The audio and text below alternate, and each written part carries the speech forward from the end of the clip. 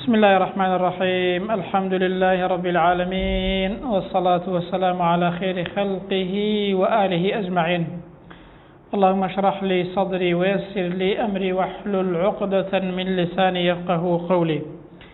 لا شرح أصول ثلاثة لدرس هشتم لقينا المرتبة الثالثة واتا بليسيم ومرتبيسيم لناسيني إسلام.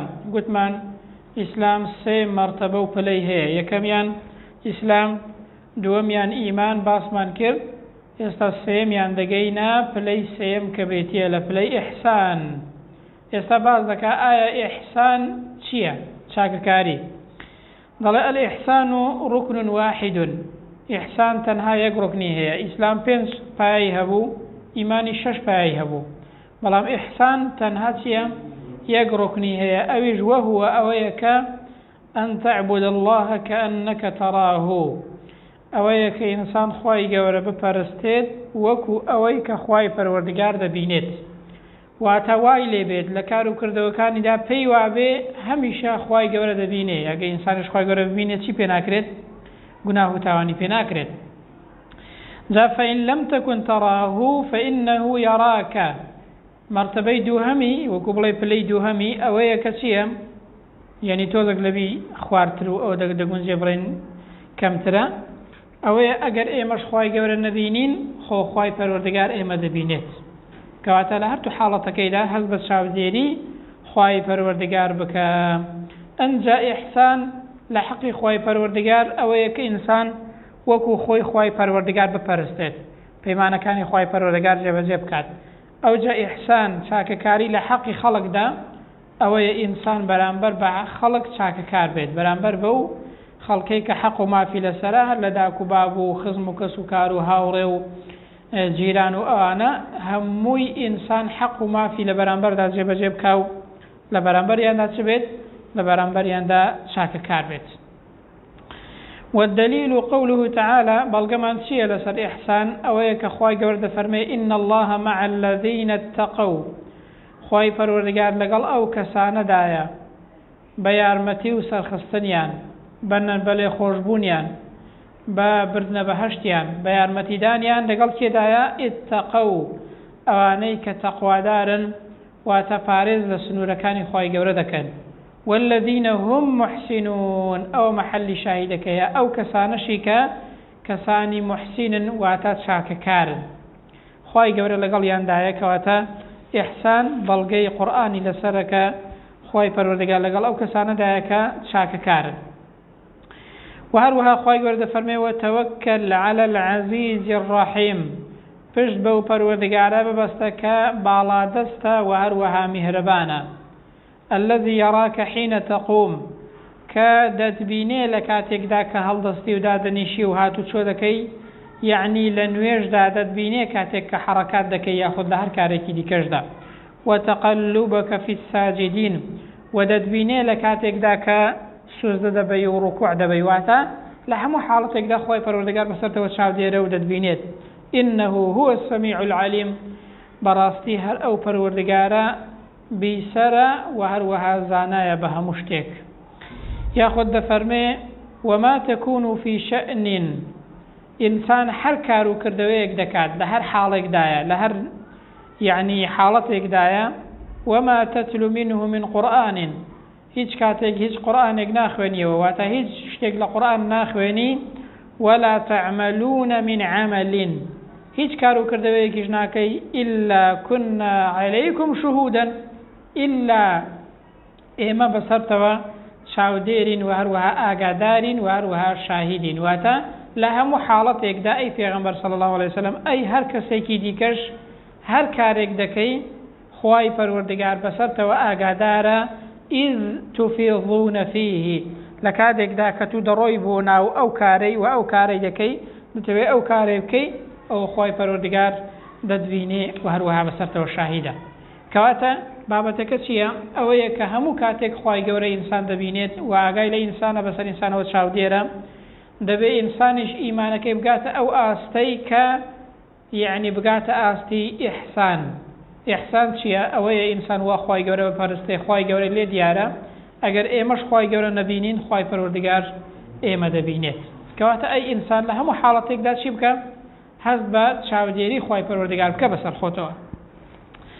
والدليل من السنة أدي بالجمان شيء لسر إحسان للسنة في غنبري صلى الله عليه وسلم أو آيات بو حديث جبريل المشهور أو حديث بنا وبانجي جبريل كجبرائيل الروجي كان ديتا خزمتي في غنبر صلى الله عليه وسلم لسر شكل شوازي إنسانك هندق لها والله لدوري دانشبون جبرائيل هاد لسر شوي إنسانك كبرجي كسبي وجوان الركو بيكي لقل دابو هات خزمتي پیغمبر او حديثك اسا باسي دكين كباسي احسان دكات تفرمي عن عمر رضي الله عنه قال امام عمر دقالته وتفرمي بينما لكاتك داك نحن جلوس عند رسول الله صلى الله عليه وسلم اما دانشتفوين للاي پیغمبري اذ طلع علينا لكاتك كدركوت رجل بياوك شديد بياض الثياب بوشاككي الزهر سبيبو شديد سواد الشعر يعني زور بهيز بالي يعني سبياتك زور بو وكبلي وابينا دسو لسفري وهات بها إنسان كلا سفري ديتا بتوز بو ديار دبي جلكي توزق ناشيرن دبي أنا أو بياوها دلي تعازى لو تدر هناوا يعني سبياتك زور سبي قجاكشي زور رجبو برشي زور رجبو لا يرى عليه أثر السفر شوينواري سفري في وديار نبو ولا يعرفه منا أحد إمام عمر فرمي هيجي كيك لإيما أو بياوي ندناسي أو كيع حتى جلس إلى النبي صلى الله عليه وسلم حتى وقدانج لاي بيغمبري فأسند ركبتيه إلى ركبتيه جهد شوكي بشوكي بيغمبري ونا صلى الله عليه وسلم يعني لين زيقبوا ووضع كفيه على فخذيه دسي ئاوا دەستی لەسەر ڕانی خۆی دانا ئەو پیاوە واتە زۆر بەڕێز و حرمەتەوە لە خزمەتی پێغەمبەر دانیشت. وقال يا محمد أخبرني عن الإسلام قلت يا پێغەمبەری خوای أي محمد صلى الله عليه وسلم هەواڵم پێ بدە ئیسلام چییە؟ پێغەمبەر فەرمووی أن تشهد أن لا إله إلا الله وأن محمدا رسول الله. ئیسلام ئەوەیە کە شایەتوان دەی هیچ پەرستراوێکی بە حەق نییە بێجگە لە ئەڵڵا محەممەدیش نێردراوی خوایە وتقيم الصلاة نويشكي وتؤتي الزكاة يبدي وتصوم رمضان رجو رمضان بقري وتحج البيت إن استطعت إليه سبيلا أجر تواني تورقاها بقتواني حجشكي أو بنزانا بريتيا لركن كاني بايا كاني إسلام.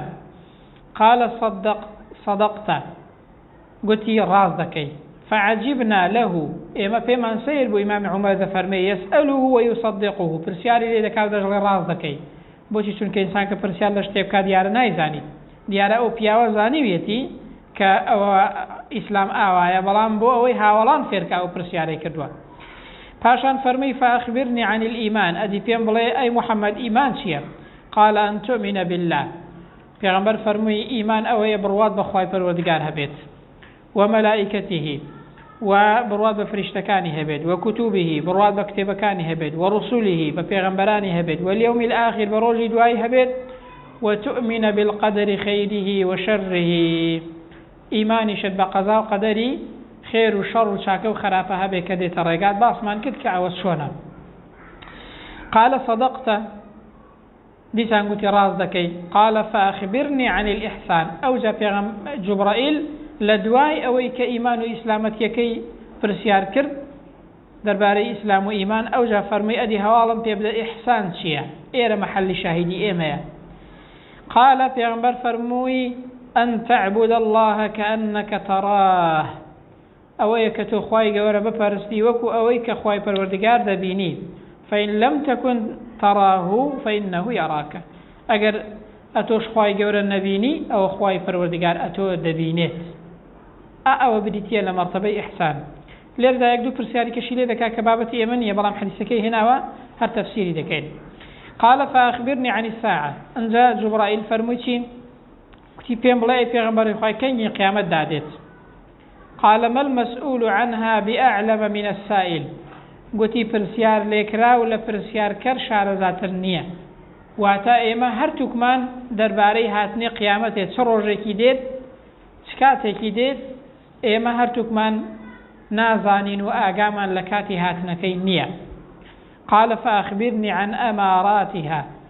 جا جبرائيل فرموي ديما دام ويا نشانة كان في بلي نشاني هاتني قيامتي الشيء. پیغمبر فرموي صلى الله عليه وسلم طبعا وهندێک نیشانەی کەمی هیناوەندەنە نیشانەکانی زۆرن بەڵام چەند شتێکی کەمی باس کردووە. فەرمووی ئەن تەلیدە الئەمەتو ڕەبەتەها. ئەوە بە چەند شێوازێک تەفسیر کراوە. واتە لە نیشانەکانی قیامەتی ئەوەیە کاتی خۆی بەندە هەبووە. نیشانەی ئاخر زەمانێ ئەوەیە کە ئەو بەندانە زۆر دەبن. جا چ پیا و چ ئافرەت بەندەیەکی ئافرەت هەیە چی دەبێت؟ بەندەیەکی ئافرەت لە ئاخری زەمانێدا کە زۆر دەبن